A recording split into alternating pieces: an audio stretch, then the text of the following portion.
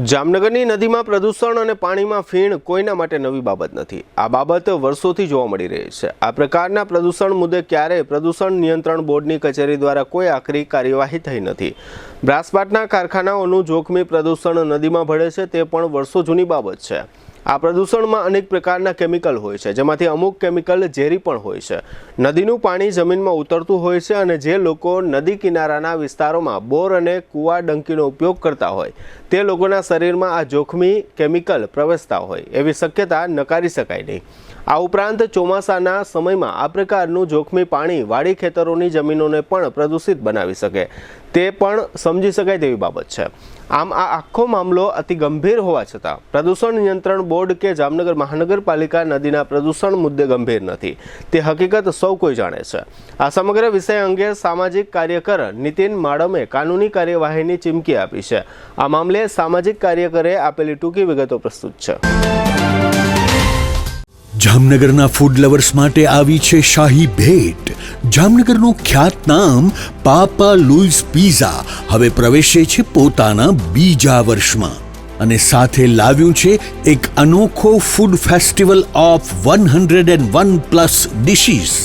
Unlimited પિઝાની variety સાથે પંજાબી, ગુજરાતી, ફુલકા રોટી, Chinese, South Indian, Italian taste અને પાણીપુરી તથા ઇન્ડિયન મીઠાઈ સહિત 101થી વધુ સ્વાદિષ્ટ વાનગીઓ, તે પણ અનલિમિટેડ।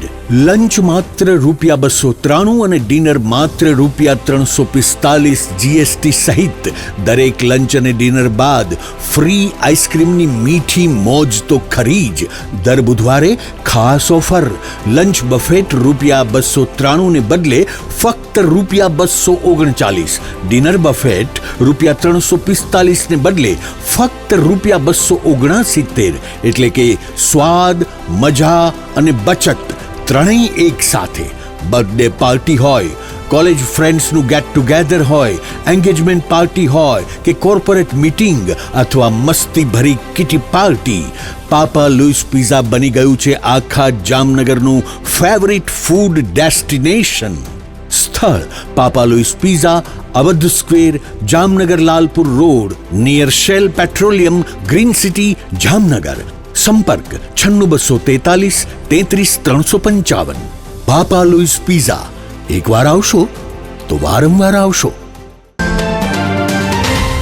અવારનવાર નદી અને તળાવની અંદર પોલ્યુશન યુક્ત એટલે કેમિકલ યુક્ત પાણી આવે છે, તો આ પાણી આવે છે આપણા GIDC વિસ્તારમાંથી, કેમ કે અહીંયા કોઈ સુજોગ ટ્રીટમેન્ટ પ્લાન્ટ છે નહીં।